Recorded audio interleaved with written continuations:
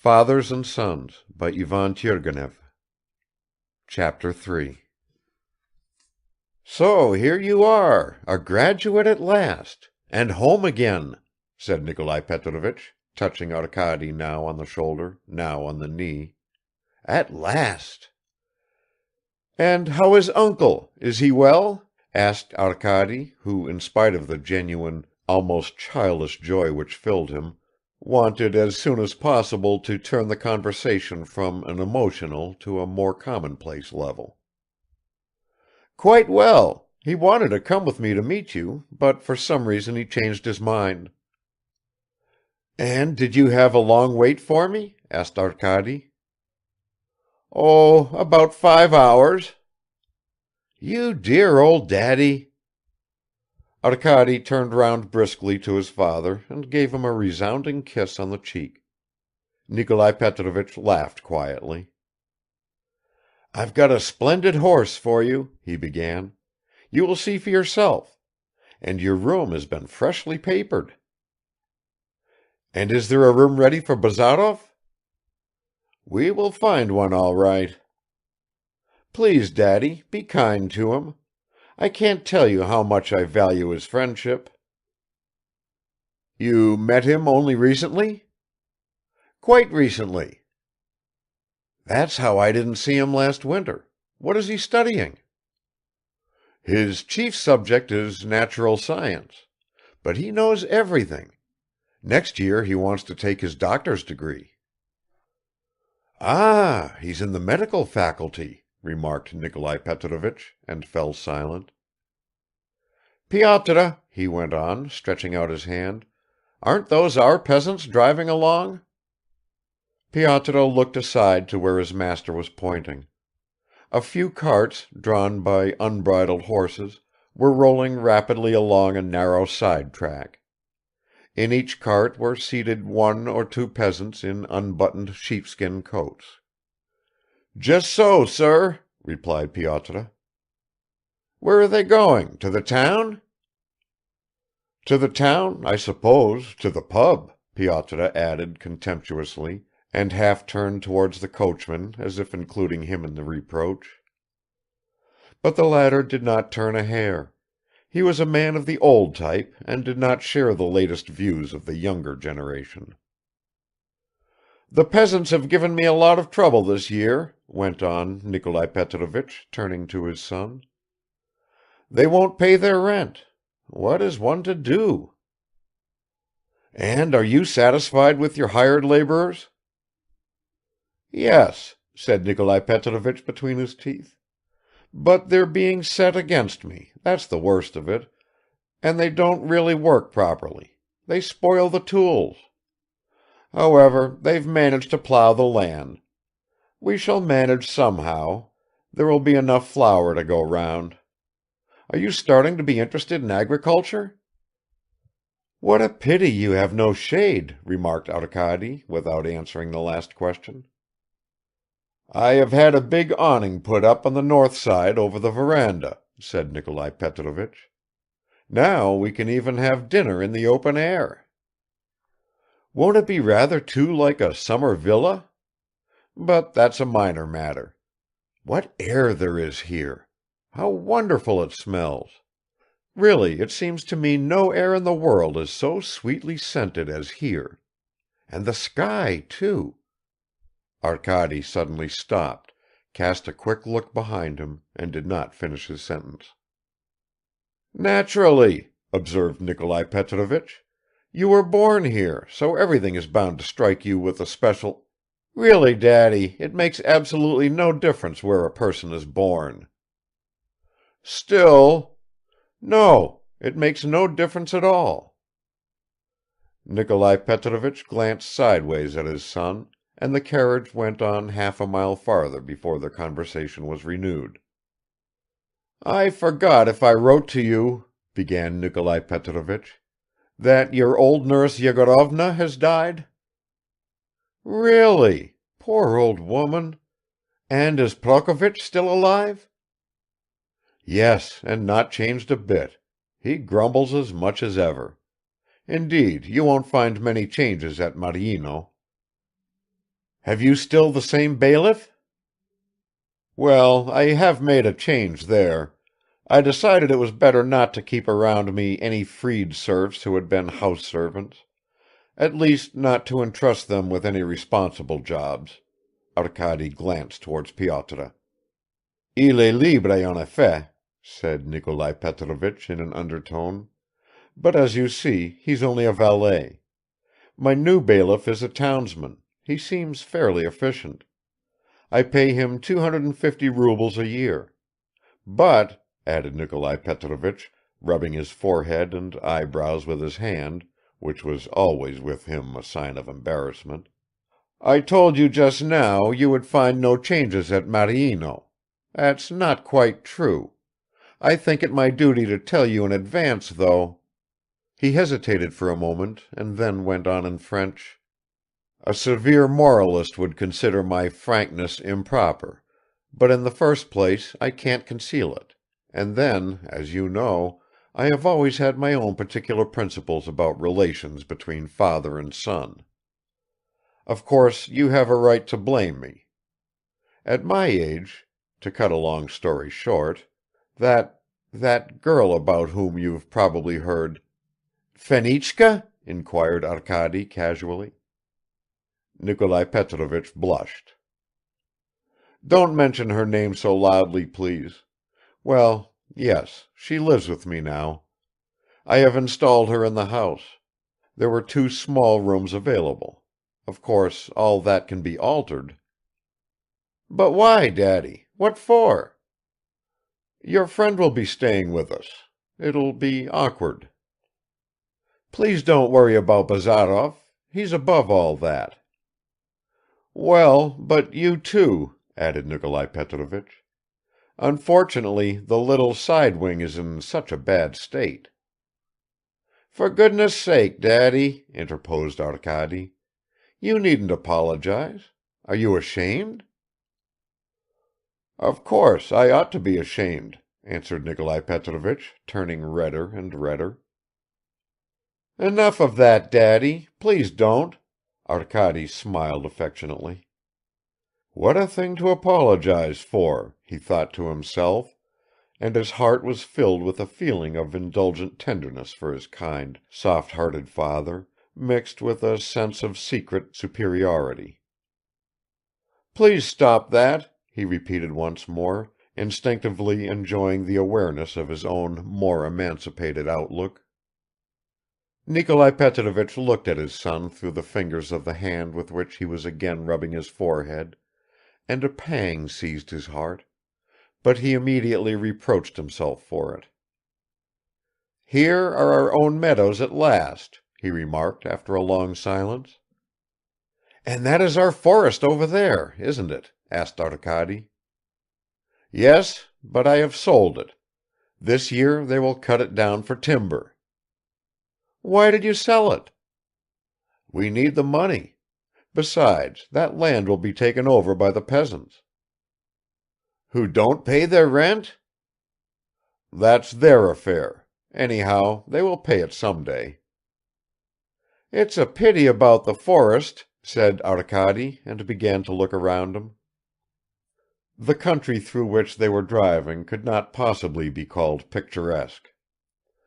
Field after field stretched right up to the horizon, now gently sloping upwards, then slanting down again; in some places woods were visible and winding ravines, planted with low scrubby bushes, vividly reminiscent of the way in which they were represented in the old maps of Catherine's times.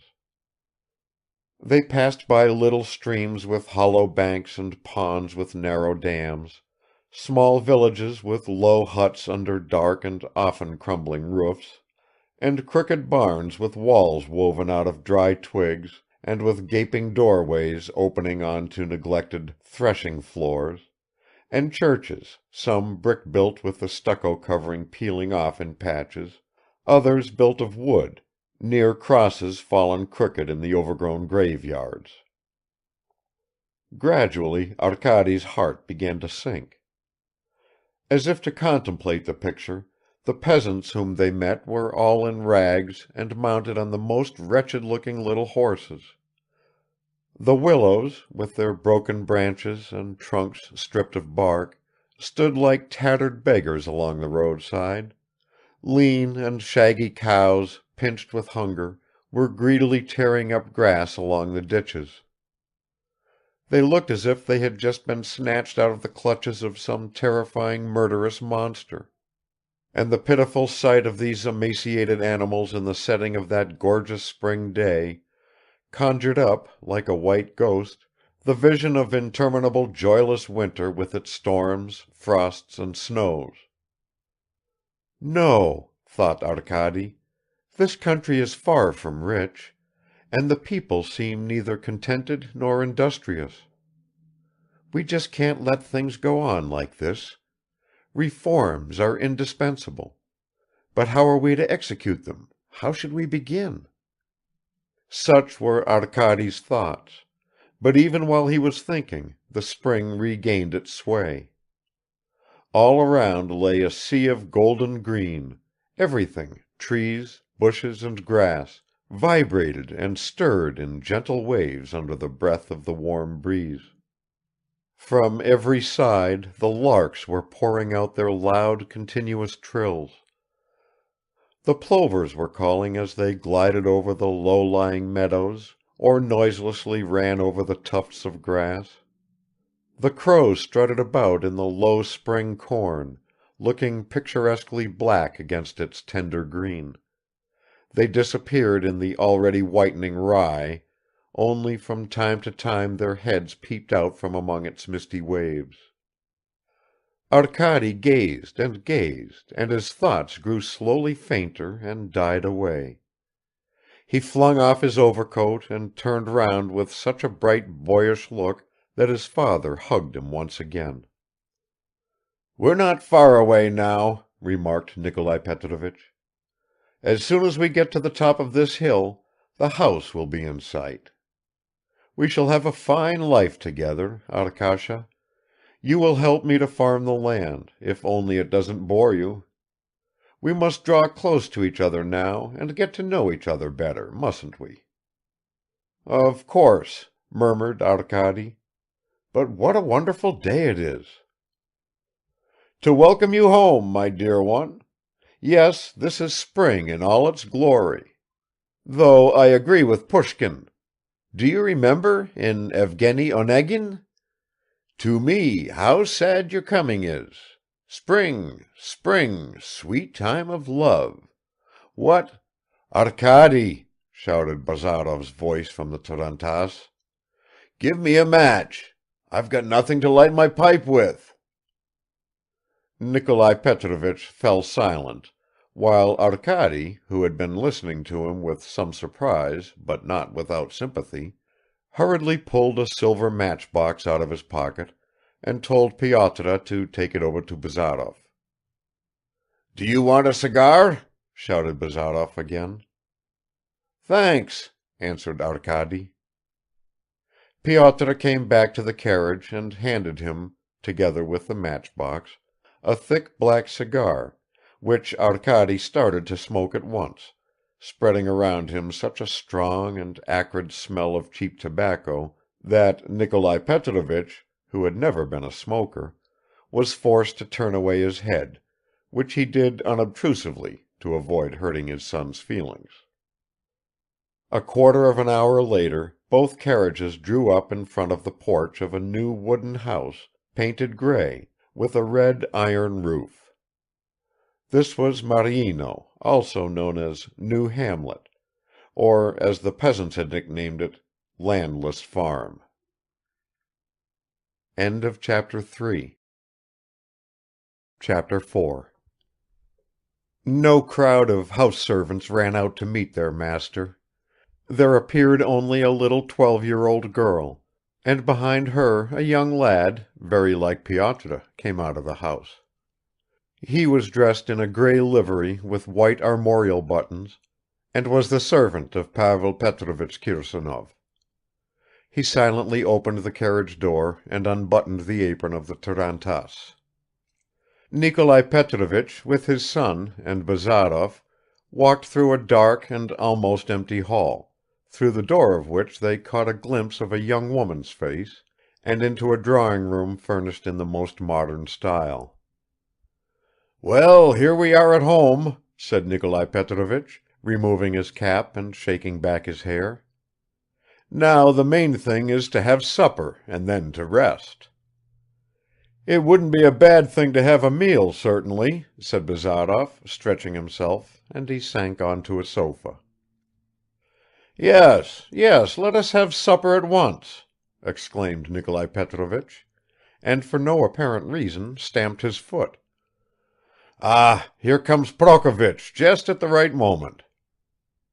A man of 60 entered, white-haired, thin and swarthy, dressed in a brown coat with brass buttons and a pink neckerchief. He grinned, went up to kiss Arkady's hand, and after bowing to the guest, retreated to the door and put his hands behind his back. "Here he is, Prokovich," began Nikolai Petrovich. "At last he has come back to us. Well, how do you find him?" "As well as could be," said the old man, and grinned again. Then he quickly knitted his bushy eyebrows. "Do you want supper served?" he asked solemnly. "Yes, yes, please. But don't you want to go to your room first, Evgeny Vassilich?" "No, thanks, there's no need. Only tell them to carry my little trunk in there, and this garment too," he added, taking off his loose overcoat. "Certainly. Prokovich, take the gentleman's coat." Prokovich, with a puzzled look, picked up Bazarov's garment with both hands, and holding it high above his head went out on tiptoe. "And you, Arkady, are you going to your room for a moment?" "Yes, I must wash," answered Arkady and was just moving towards the door, when at that moment there entered the drawing room a man of medium height, dressed in a dark English suit, a fashionable low cravat and patent leather shoes, Pavel Petrovich Kirsanov. He looked about 45; his closely cropped grey hair shone with a dark luster like unpolished silver; his ivory-colored face, without wrinkles, had exceptionally regular and clear features, as though carved by a sharp and delicate chisel, and showed traces of outstanding beauty; particularly fine were his shining, dark, almond-shaped eyes. The whole figure of Arkady's uncle, graceful and aristocratic, had preserved the flexibility of youth and that air of striving upwards, away from the earth, which usually disappears when people are over 30.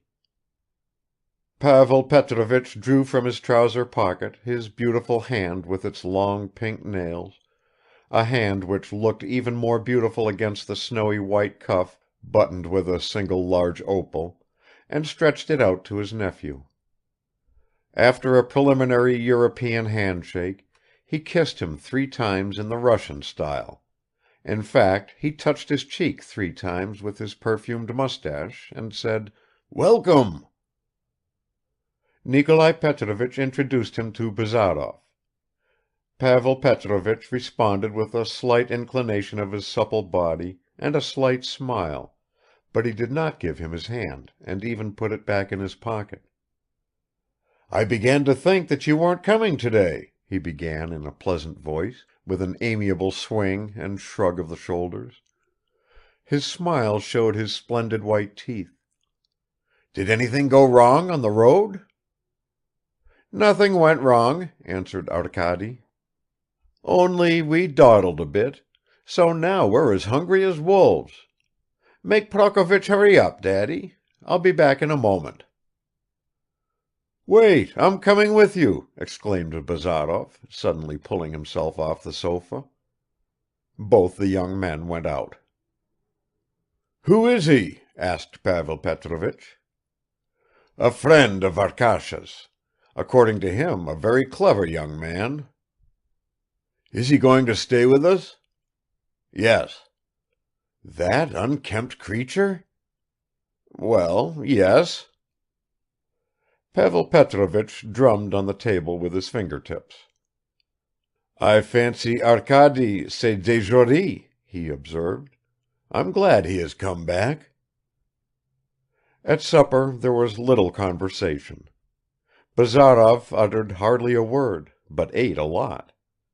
Nikolai Petrovich told various anecdotes about what he called his farming career, talked about the forthcoming government measures, about committees, deputations, the need to introduce new machinery, etc.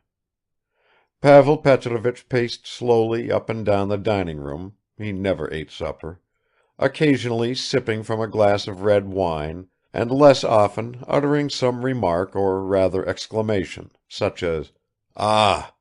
Aha! Hm!" Arkady spoke about the latest news from Petersburg, but he was conscious of being a bit awkward, with that awkwardness which usually overcomes a youth when he has just stopped being a child and has come back to a place where they are accustomed to regard and treat him as a child. He made his sentences quite unnecessarily long, avoided the word daddy and even sometimes replaced it by the word father, mumbled between his teeth. With exaggerated carelessness he poured into his glass far more wine than he really wanted and drank it all. Prokovich did not take his eyes off him and kept on chewing his lips. After supper they all separated at once. "Your uncle's a queer fellow," Bazarov said to Arkady as he sat in his dressing gown by the bed, smoking a short pipe. "All that smart dandyism in the country. Just think of it! And his nails, his nails! They ought to be sent to an exhibition." "Why, of course you don't know," replied Arkady. "He was a great figure in his day. I'll tell you his story some time. He was extremely handsome and used to turn all the women's heads." "Oh, that's it! So he keeps it up for the sake of old times. What a pity there's no one for him to fascinate here. I kept on looking at his astonishing collar, just like marble, and his chin so meticulously shaved. Come, come, Arkady, isn't it ridiculous?" "Perhaps it is, but he's a good man, really." "An archaic survival. But your father is a splendid fellow. He wastes his time reading poetry and knows precious little about farming, but he's kind-hearted." "My father has a heart of gold." "Did you notice how shy he was?" Arkady shook his head, as if he were not shy himself. "It's something astonishing," went on Bazarov, "these old romantic idealists. They go on developing their nervous systems till they get highly strung and irritable, then they lose their balance completely. Well, good night. In my room there's an English washstand, but the door won't fasten. Anyhow, that ought to be encouraged, English washstands. They stand for progress." Bazarov went out, and a sense of peaceful happiness stole over Arkady. It was sweet to fall asleep in one's own home, in the familiar bed, under the quilt which had been worked by loving hands, perhaps the hands of his old nurse, those gentle, good and tireless hands. Arkady remembered Yegorovna, and sighed and wished, God rest her soul. For himself he said no prayer. Both he and Bazarov soon fell asleep, but others in the house remained awake much longer. Nikolai Petrovich was agitated by his son's return. He lay in bed but did not put out the candles, and propping his head in his hands he went on thinking. His brother was sitting till long after midnight in his study, in a wide armchair in front of the fireplace, in which some embers glowed faintly. Pavel Petrovich had not undressed, but some red Chinese slippers had replaced his patent leather shoes. He held in his hand the last number of Galignani, but he was not reading it; he gazed fixedly into the fireplace, where a bluish flame flickered, dying down and flaring up again at intervals. God knows where his thoughts were wandering, but they were not wandering only in the past. His face had a stern and concentrated expression, unlike that of a man who is solely absorbed in his memories. And in a little back room, on a large chest, sat a young woman in a blue jacket with a white kerchief thrown over her dark hair. This was Fenichka. She was now listening, now dozing, now looking across towards the open door, through which a child's bed was visible, and the regular breathing of a sleeping infant could be heard. Chapter 5